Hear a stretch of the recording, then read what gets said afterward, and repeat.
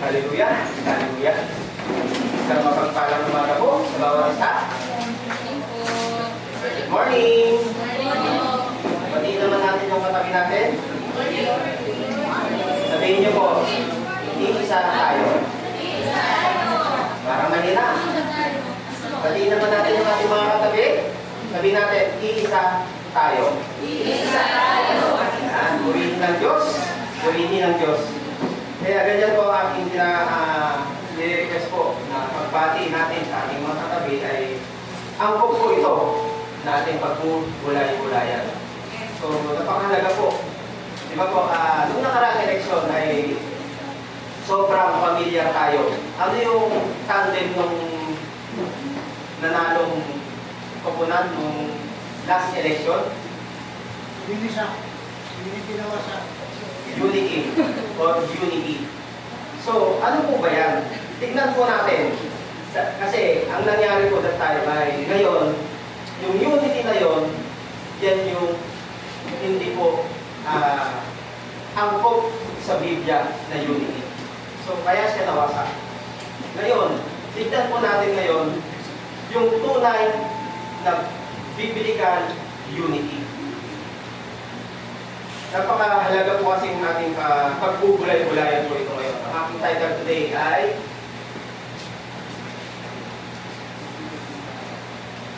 yan po, Biblical Unity. Mahalaga po, sabi ko po kanina, dahil ito ay isa pong katuruan sa Biblia. Ito po ay may alignment po sa buhay natin, yung unity. Pag sinabi kong biblical unity, align po dapat tayo sa pag-ibig. Wala pong mangyayaring unity kung wala pong pag-ibig. Hindi po ba? Kasi po, kasi pag yung unity na yan, pag hinaluan po natin ng pag-ibig, ito po ay may kakayahang lumikha po ng real or biblical unity. So, kung ating makikita po, di ba po, sa isang orkestra, anong nangyayari sa isang orkestra? Di ba po?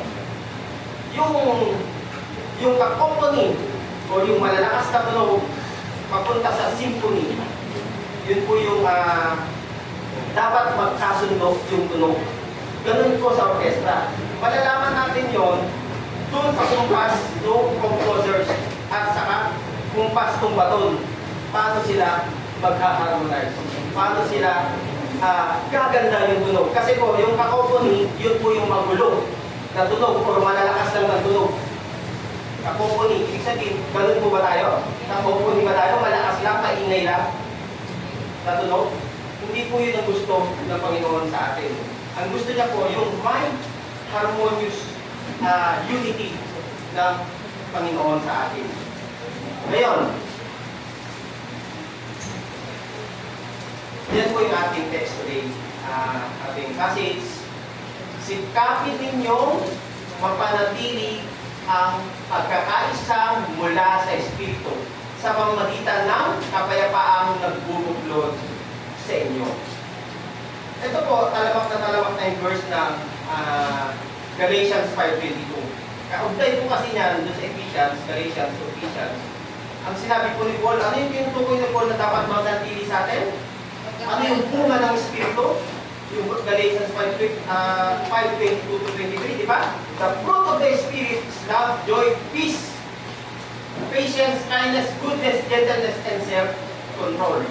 Now, kung itong bungang Espiritu sa ating buhay, ito ay sangkap na po o sadyang nilika na sa atin o nalikha na sa atin, magkakaroon po ng tunay na pagkakaisa. Amen po ba? Magkakaroon talaga kasi meron tayong bunga ng banal at makapangyarihang Espiritu. So, the more, ito po yung the more na we demonstrate yung fruit of the Spirit sa ating buhay, ano mangyayari? Di ba magkakaroon ng tunay na pagkakaisa? Fruit of the Spirit po yan. So, the more na we demonstrate, pinapakita, ina-apply natin sa ating buhay yung fruit of the Spirit, the more it's good to have in our lives. Amen po ba? magkakaroon talaga tayo ng bunga na totoo. At possible po, magkaroon po tayo ng more unity. Amen. Amen? At alam mo kasi minsan po, yung konsepto po ng unity sa atin, yung sa lipunan natin, yan yung nawawasak eh. Di ba po? Kaya hindi po yun ang concept ng Bible na ibig sabihin ng true or biblical unity. Tingnan po natin ngayon. Ano po sabi sa text? Sinabi niyo, mapanatili ang pagkakaisa mula sa Espiritu sa pamamagitan ng kanyang ng kapayapaan nagbubuklod sa inyo. Now, tama po tayo ngayon dito. Kasi, meron po kasing mga hadlang sa unity. Ano po yan? Ano bang nangyayari sa mga nagkaroon po ng disunity? Hindi na po yan sa lipunan sa pamilya, sa iglesia, at sa lipunan. Hindi na po ito sa aking lipunan. Ito po, ang kontak po ito sa atin, sa family natin, sa church natin, sa lahat po ng ating ginagalawan. Kailangan po ay makita natin kung ano yung mga humahadlang sa unity na in biblical perspective. So, may pagkakataon po na talagang meron pong pinagkakaisahan. Hindi ba tayo doon? Kasi ang nangyari, ito kasi may pagmamataas at pagtatangi. Madalas po yan. Di ba? Yung pagmamataas at pagtatangi daw po, sabi ni Paul, pinapayuhan po tayo sa Filipos doon, sa Filipos 2:3, na huwag gawin ang anumang dahil sa sariling hangarin, kundi ituring natin ang iba na mas mataas kaysa sa atin. Sabi po yan sa Filipos 2:3. So, ibig sabihin, kapag may pagtatangi tayo, kaso nga lang, sabi nga sa Bible, sabi ni Paul, huwag natin nariin o hangarin yung sarili natin na mas mataas kaysa sa iba. Yan yung isang hadlang sa real unity. Kaya nagkakaroon po ng disunity. Amen po ba? Amen. Dalawa, hindi pagpapatawad. Kaya hindi nagkakaroon ng hadlang ng unity kasi hindi tayo marunong magpatawad. Kailan natin mapapatawad yung kapatid natin? Kapatid na natin, minsan taon pa lang natin, lumilipas, bago natin mapatawad. Kapag umugat yung kasalanan. Amen? Kapag, alam mo, hindi ko mapapatawad talaga yun. Grabe ginawa sa akin yan. Di ba? Ala yan eh. Inisahan ako yan eh. Di ba? Hindi tayo marunong magpatawad. Yan ang isang hadlang sa unity. Ngayon, ang sabi po dyan kasi sa Colossians 3:13, ang hindi po pagpapatawad ay nagpapahina sa ating samahan bilang katawan ni Kristo. So, sabi po yan sa Colossians 3:13. So, kailangan natin magpatawad kasi hindi na tayo. Ganito rin po ang nangyayari sa atin. Sa family natin, di ba? Pag-iisa lang yung tumatayo at hindi nagkakasundo yung mag-asawa, ano nangyayari? Nanghihina. Saan pupunta yung lalaki minsan? Kung saan-saan yan. Hahanap na lang yung katapat niyan pag ganyan. Di ba po? Hindi tayo marunong magpatawad. So, ayaw po ni Lord yun sa atin na makitaan tayo ng hindi pagpapatawad. Pangatlo, kaya na. So, kasama po yan sa hadlang sa disunity. Amen. Yung chismis at alitan. Amen. Ang hindi tamang pananalita ay nagiging sandibo ng pagkawatak-watak. Amen. Kaya po yan sa Kawikaan 16:28. So, napakahirap po. Yan ang namumutawi sa ating mga bibig. Talaga po, mawawasak tayo. Kahit sa sarili natin, ready pa natin minsan chismis. Di ba? Nagkakaroon tayo ng alitan, yung galit sa ibang kapatid. Huwag naman po sana. Kasi hindi yan. Mamaya, kung meron pong hadlang sa unity, meron din pong pagpapanatili ng unity. Yan pa yung susunod kong puntos. Tingnan natin. Di ba? yung sa illustration ko, kadalasan ko, di ba, yung mga negative things po na nagtutulak sa tao na magkaroon po ng disunity, ang kakaroon, kasi negative yung lumalabas sa ating isip sa ating pagkatao. Yan po yung nagtutulak nung ibang partido na nagsama-sama. Siguro meron silang pare-parehas na sama ng loob. Di ba? Nagkakaroon po sila ng iisang hinaing. Nagkakaroon po sila ng maling kaisipan. At nagkakaroon sila ng yung bukso ng damdamin minsan. Ito yung common na denominator sa atin, di ba? Parehong may maling kaisipan. At meron pong silang hindi nagustuhan. Amen? Kasi yun ang nangyayari sa disunity. So, kailangan po natin, pero bagaman daw po, yung pagkakaisa po na natin hindi naman po ito yung klase ng na tinuturo ng Bible or biblical unity. Yung hindi po, meron kang hindi nagustuhan, diba? Yung mali natin sa isipan, yun na nananatili talaga. Literal realidad sa buhay natin yan. So, kaya kung titignan natin, minsan masasabi na lang natin na alamang talaga sa lipunan. Yung unity muna dito, halimbawa kayo, malapit ang eleksyon, di ba? Ano mangyayari dyan? Yung dati magkaaway, nagkakampi, pag-ugulat ka na lang, sila na yung magkatandem. Di ba? Ganyan po, sa eleksyon. Sa ating lipunan. Lipunan po yun, tinutukoy natin dyan. Eh, paano sa church sa pamilya natin? Paano na lang? Ano na lang mangyayari sa atin? Di ba po? So, ito pa, yung disunity daw po, dahil daw po, nagkakaisa sila dahil meron silang gustong iwasan. Ganun ba tayo? Hindi na lang pupunta dyan. Kasi iniwasan ng kapatid eh. Amen? Hindi ako pupunta doon sa gathering ng family ko. Kasi, galit ako sa kapatid ko eh. Di ba? Yun po yung nangyayari sa atin. May gusto tayong iwasan, meron tayong gustong salungatin. Gusto natin, yung sarili natin, yung nasusunod. Di ba? Amen. Yan yung mga nahirap natin na hadlang sa unity. Meron tayong gustong labanan. Ano lalabanan mo? Pag ikaw ay alipin lang, siya ay boss. Sino ba masusunod? Ang boss natin, sino? Amen po? Amen.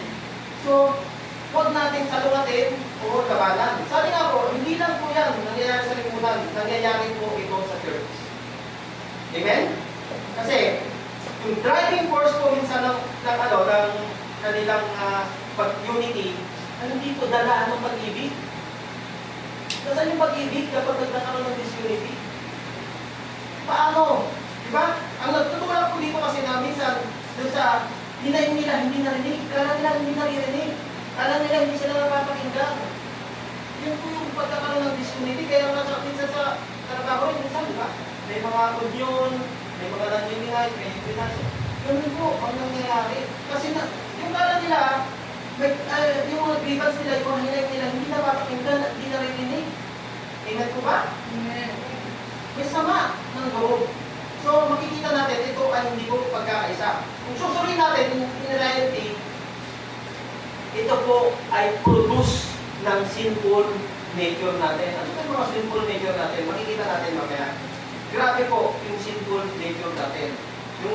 Meron po kasing example pa na isa na hindi pagkakaroon ng unity ay meron silang gustong isahan. Hindi mo mangyayari yun kapag solid yung isang partido. Di ba? Minsan nagkakaroon ng unity dahil may gusto silang talunin. Ganyan po sa politics. Hindi po yun ang biblical concept. Di ba po? Hindi po yung biblical unity na tinatawag. So ngayon, sabi nga di ba, yung dati mong kaaway, naging kakampi mo. Maganda po yun. Kung ang quote sa biblical unity, meron kang hidden agenda.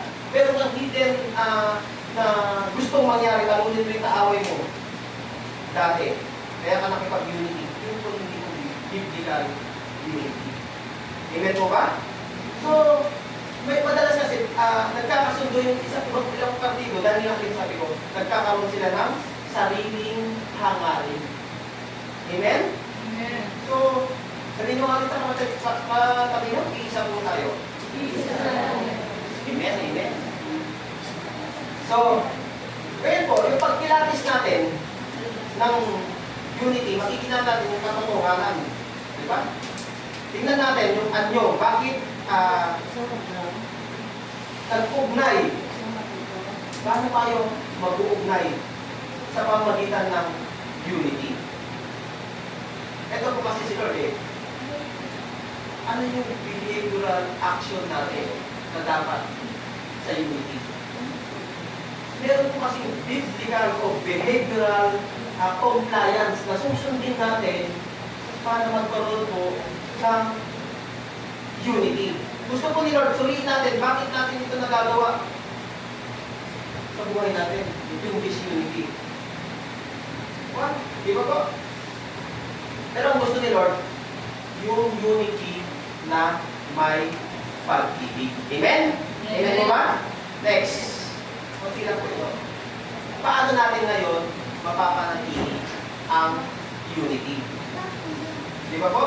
So, kung may hadlang sa unity, iba't ibang klase yan, di ba? Nabanggit natin, iba't ibang klaseng disunity.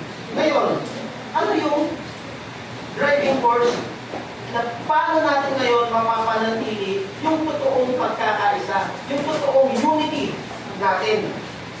Sabi ko kanina, sa lipunan, sa church, at sa pamilya. Amen po? Ngayon, tignan natin. Di ba po? Kung atin pong titignan, di ba kanina, sabi ko kanina, yung disunity, kasi ko, sabi ko, nabanggit ko yung Galatians 5:22-23. Ano yung previous verse na makikita dun sa Galatians 5:22-23? Yung Galatians 5:19-21, grabe. Tingnan niyo po. Tingnan niyo. Galatians 5:19-21. Yan po yung kabaliktaran ng Galatians 5:22-23. Ano sabi? Sa verse 19, hindi magkakila ang mga gawa ng laman. Pakikiapit, kahalayan, kalaswaan, pagsamba sa Diyos-Diyosan, pagkukulang, pagkapuot, pagkaaway-away, pagsiselos, pagkakagalit, at kasakiman, pagkampi-kampi, at pagkabahagi-bahagi, pagkaingit, pagpatay, paglalasing, walang habas na pagsasaya, at iba pang katulad nito. Muli po kayong binabalaan. Ang gumagawa ng ganito, ng mga ito, ay hindi magkakaroon ng bahagi sa kahayaan ng Diyos. Yan po yung kabaliktaran ng fruit of the Spirit dun sa Galatians 5:22-23. Napakatindi po, di ba? Minsan familiar lang tayo sa fruit of the Holy Spirit, pero before noon, sinabi ni Paul, yung mga ganitong bagay. Ang tindi. Now, paano natin mapapanatili yung unity? Maging mapagpakumbaba at maunawain. Natin po yan sa Ephesians 4. Now, sa usaping unity, paano natin ito dapat ma-dominate? Kailangan, ang unity kasi dapat dominante. Dapat talagang angat. Kaya natin i-handle. Di ba po? Nagdo-dominate yung unity buhat sa atin. Ngayon, yung tunay po na sinabi kasi sa atin in observation, hindi po nawawala ng gathering sa iglesia, di ba po? Amen po ba? Nariyan po ang Sunday service, nariyan ang Bible studies, prayer meeting, fellowship at pagpapa. Pero minsan, may pagtitipon po na nagkakaroon po o may pagtitipon na hindi maiiwasan yung nagkaka-isuran. Di ba? Aminin man natin sa hindi, ito ang minsan na nangyayari. Di ba? Nagkakaroon po ng sama ng loob, instead na mag-promote yung unity, nagkakaroon ng hindi kagandahang karanasan. So ngayon po, bakit po nangyayari yan? Bakit kasi? Bakit kasi hindi nagkakaroon ng pagpapakumbaba at hindi maunawaan? Ngayon, karamihan po kasi sa atin, di ba po, sa gathering, sa prayer meeting, Bible study, worship service, fellowship, lahat ng ito ay gawain, tama? Tama po, di ba? Dito po, minsan, yung ating mga tayo, minsan, ganyan ang aming perspective natin, dito lang tayo umaasa. Dito sa gathering sa iglesia. Dito lang po tayo umaasa ng ating spiritual nourishment. Yung kalabuang spiritual. Dito lang tayo makakapulot, di ba? Tama naman po na dito lang tayo talagang makakapulot ng spiritual nourishment. Dapat naman talaga na makapulot po tayo ng biblical or spiritual nourishment natin. Now, pero sabi nga po, kung gusto natin ng pagkain spiritual, di ba po, kung dito lang tayo kukuha ng kalaguang spiritual, ito ang take note po ito, dito sa ating mga Bible studies, lahat po ng gawain sa church ay talagang nagkakaroon naman po. Hindi po yan questionable. Pero kung dito lang po tayo kukuha ng kalaguang spiritual, at dito lang po yung source natin, ito ang nangyayari yan. Di ba po? Karaniwan, di ba? Yung iba, nandito lang po sa church ng Sunday service. Paano na po yung Monday to Saturday? Di ba po? Paano na lang po yung Monday to Saturday? Wala tayong ibang way ng source of spiritual nourishment to grow spiritually. Paano na lang po? Wala tayong ginagawa within the week, yung Monday to Saturday. Dito lang tayo pag Sunday service. Anong mangyayari? Anong bit-bit mo kapag ikaw ay nasa Bible study? Nasa gawain? Di ba po? Paano natin ma-develop ngayon yung ating spiritual maturity kung ganun lang ang ating spiritual nourishment? Ang ating spiritual na kalalagayan. Di ba po? Mahirap po. Obviously po, kapag ganun lang tayo, magkakaroon po tayo ng yung sabi ko kanina, kung wala ang ibang way or source of spiritual nourishment, magkakaroon po tayo ng spiritual immaturity. Amen po ba tayo doon? Nagkakaroon talaga tayo doon.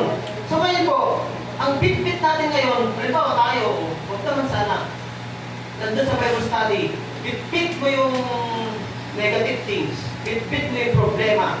Kasi nga, hindi ka loaded ng salita ng Panginoon. Anong connection ang mangyayari dun sa gathering, dun sa sharing, dun na sa testimony? Ano pa? Di ba po?